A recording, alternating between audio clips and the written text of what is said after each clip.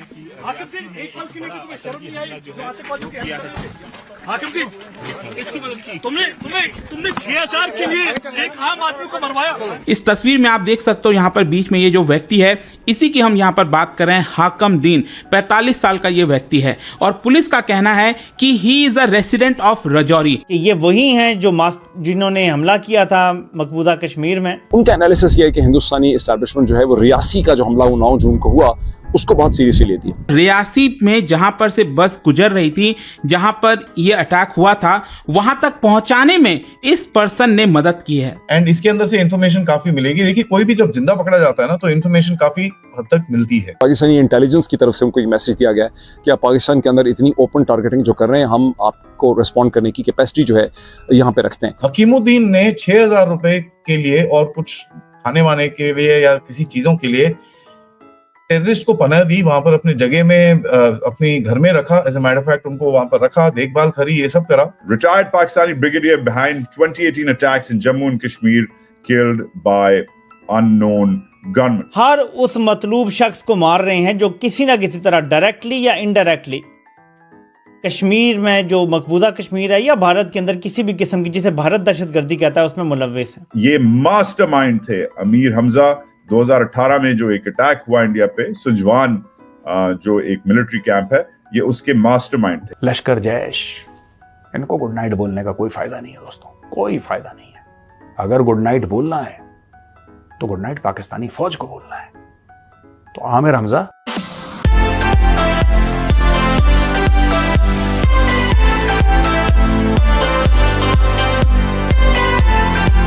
नमस्कार दोस्तों, 9 जून 2024 को रियासी में हुए आतंकी हमले के मामले में पुलिस को पहली सफलता हाथ लगी है। पुलिस ने आतंकी के सहयोगी हाकम दीन को गिरफ्तार कर लिया है।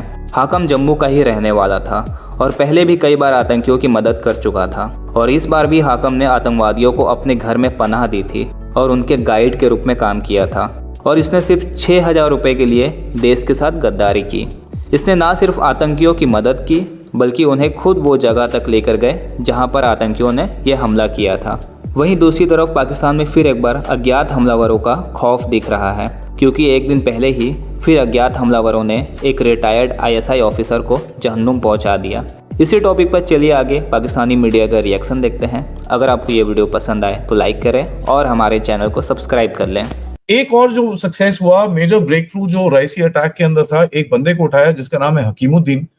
हकीमुद्दीन ने 6,000 रुपए के लिए और कुछ खाने वाने के लिए या किसी चीजों के लिए टेररिस्ट को पनाह दी, वहां पर अपनी जगह में अपनी घर में रखा। As a matter of fact उनको वहां पर रखा, देखभाल करी, ये सब करा।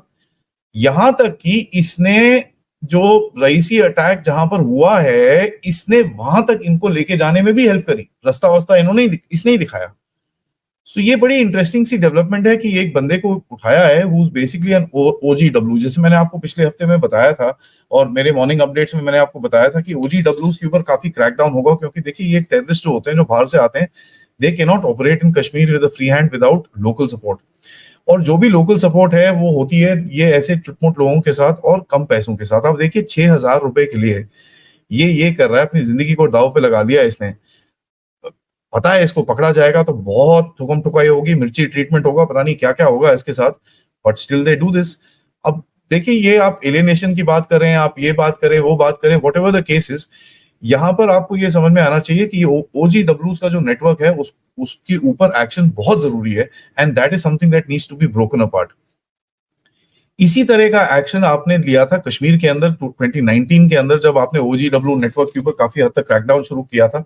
And when you crack down on this network, what happens is कि ये इनका सपोर्ट स्ट्रक्चर खत्म हो जाता है। तो ये जो टेररिस्ट आते हैं, they come, they do random attacks and they basically get killed and stuff like that. They are not able to sustain for a long time.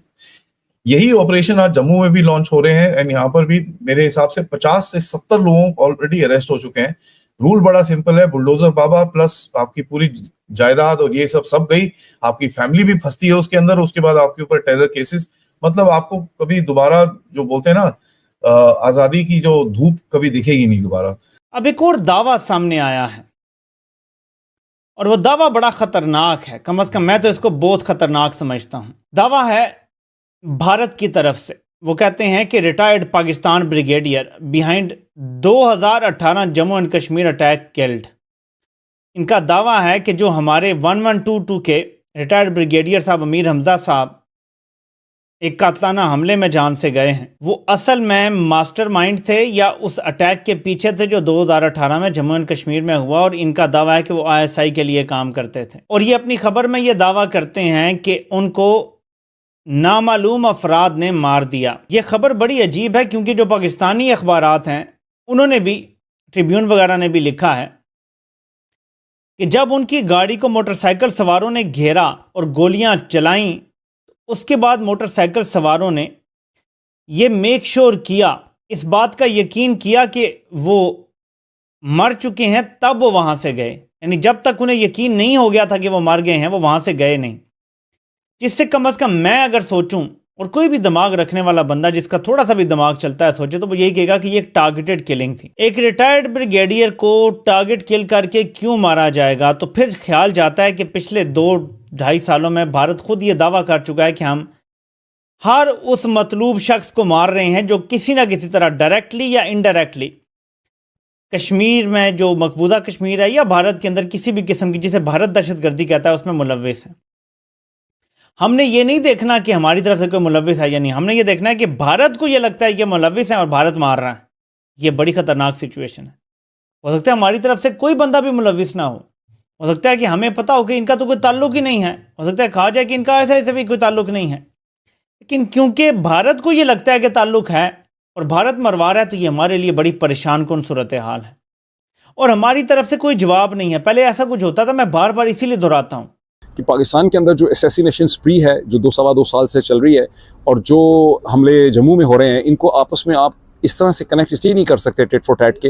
आप ये तो कह सकते हैं कि शायद पाकिस्तानी इंटेलिजेंस जो है उसने ये, जैसे कि मैंने अपने पिछले वीलॉग के आखिर में कहा था चंद जुमलों में, कि ये ऐन मुमकिन है कि हिंदुस्तान की जो असैसिनेशन अटैम्प्ट्स की एक सीरीज़ ऑफ असैसिनेशंस हो रही हैं, उस पर पाकिस्तानी इंटेलिजेंस ने एक काउंटर रिस्पॉन्स उन्होंने दिया हो हिंदुस्तानी इंटेलिजेंस को ये मैसेज देने के लिए कि आप हमें इतना ज़्यादा कमज़ोर ना समझें और अगर अभी तक हमने रिस्पॉन्ड नहीं किया तो आप ये ना समझें इसको, आप हमारा एक आप हमारी एक इसको हमारा आप टॉलरेंस समझें, इसको ये ना समझें कि हमारे पास कैपेसिटी इश्यूज़ नहीं है रिस्पॉन्ड करने के लिए। और ये एक तरह से रिस्पॉन्स दिया गया है। और हिंदुस्तानी जो सीरीज़ ऑफ अटैक्स हुए हैं 2.25 बरस में, जिसमें से अब ये 22वां या 23वां जो है, ये इनफैक्ट 23rd बन जाएगा उस हिसाब से, ये जो 23rd बन जाएगा, ये मेरा ख्याल है 22nd बन जाएगा। ये जो इस हिसाब से हमले हैं, ये एक इंडिपेंडेंट उनका प्रोजेक्ट चल रहा है इंडियन इंटेलिजेंस का। अगर आप उनकी जो सारी रिपोर्ट्स है उसको एनालिसिस करें, डॉट कनेक्टिंग करें, और उसमें वो कह रहे हैं कि जितने भी वो अनासर पाकिस्तान के अंदर हैं जिन्होंने किसी भी स्टेज के ऊपर हिंदुस्तानी पंजाब के अंदर सिख मूवमेंट के लिए और जम्मू एंड कश्मीर की जो मिलिटेंसी है उसमें उन्होंने कोई रोल प्ले किया था, तो हम उनको टारगेट कर रहे हैं। वो एक मैसेज दे रहे हैं उन तमाम ऑपरेटिव्स को कि तुम अगर पाकिस्तान के अंदर भी हो तो तुम लोग सेफ नहीं हो और हम तुम्हें हिट ऑन करेंगे। इन अदर वर्ड्स, बाज़ हिंदुस्तानी ज़राया ब्लॉग ने इसको मुसाद स्टाइल, जो इफ्तारी इंटेलिजेंस एजेंसी के ऑपरेशंस हैं,